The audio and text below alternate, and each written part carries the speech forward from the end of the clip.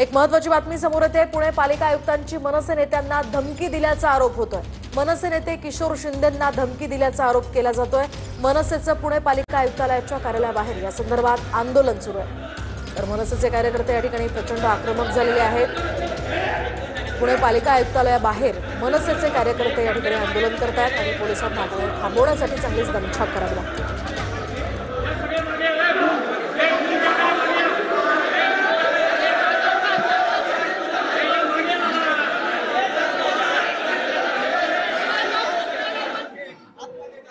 काय सांगाल, मनसेचं पुणे पालिका आयुक्तालयाबाहेर सध्या आंदोलन सुरू आहे आणि प्रचंड आक्रमक हे कार्यकर्ते दिसतात, काय अधिकचे अपडेट्स?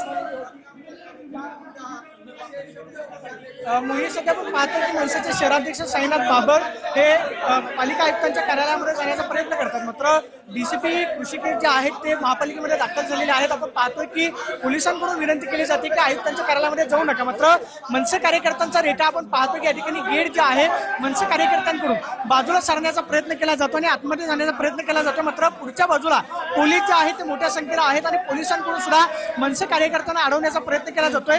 किशोर शिंदे यांना महापालिका आयुक्तांनी धमकी दिल्याचा आरोप जो आहे तो किशोर शिंदे यांनी केलेला होता। ठिय्या आंदोलन जे आहे ते मनसेकडून करण्यात आलेलं होतं। मात्र आता शहराध्यक्ष जे आहे ते आयुक्तांच्या कार्यालयामध्ये जाण्याचा प्रयत्न करतायत आणि आयुक्तांनी माफी मागावी असा आक्रमक पवित्रा मनसे कार्यकर्त्यांचा आहे। पाहतोय की पोलिसांना बाजूला सारून गेटमधून आतमध्ये जाण्याचा प्रयत्न जो आहे तो सध्या मनसेच्या कार्यकर्त्यांकडून या ठिकाणी करण्यात आलेला आहे। शहराध्यक्ष साईनाथ बाबर आपण पाहतोय की महापालिकेमध्ये गेलेले पाहायला मिळतात आणि सध्या गेट जे आहे ते पोलिसांनी या ठिकाणी बंद केलेलं आहे।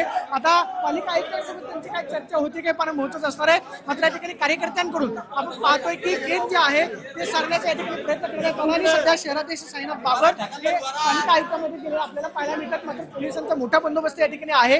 गोंधळाचं वातावरण जे आहे ते महापालिकेमध्ये निर्माण झालेलं पाहायला मिळतं। मोहिनी, अगदी नक्कीच प्रदीप, नेमक्या त्यांच्या भावना काय आहेत, काय त्यांच्या मागण्या आहेत, त्यांची प्रतिक्रिया आपण ऐकूयात। आयुक्त पोलिसांना पुढे करतात। प्रश्न कुठला आहे? तुमच्याच घराचा आहे, आमच्या घराचा नाही, तुमच्याच घराचा प्रश्न आहे। चोर झाले त्यामुळे आम्हाला वाटतं की ह्याच्यात चौकशी झाली पाहिजे आणि आयुक्तांनी सर्वांची माफी मागितली पाहिजे।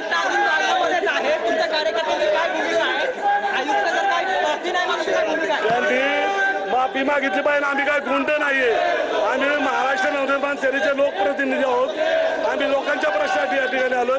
ते गुंड आहे म्हणतात। गुंड म्हणजे नक्की काय? मराठी माणूस गुंड आहे का? मग तुम्ही यायचंच नव्हतं मग महाराष्ट्रामध्ये काम करायला गुंड असतील तर।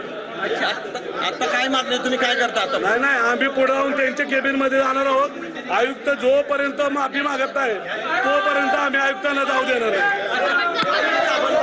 बघू शकतोय की आयुक्त जोपर्यंत माफी मागणार नाही तोपर्यंत आमचं हे जे आंदोलन आहे ते सुरूच राहणार आहे अशी भूमिका जी आहे ती या ठिकाणी आंदोलनकर्त्यांकडून घेतलेली आपल्याला पाहायला मिळत आहे। हे सर्व जे बाहेरून आता मनसे जे आंदोलनकर्ते आलेले आहेत ते पुन्हा एकदा परत दुसऱ्या गेटवरती आता दाखल झालेले आहेत। या ठिकाणाहूनही पोलीस त्यांना आतमध्ये सोडतात का हेही पाहणं तितकंच उत्सुकतेचं ठरणार आहेत। आपण बघू शकतोय की प्रदीप, या संदर्भातले अपडेट्स तुमच्याकडनं घेत राहणार आहोत। तुर्तास धन्यवाद दिलेल्या या सविस्तर माहितीसाठी।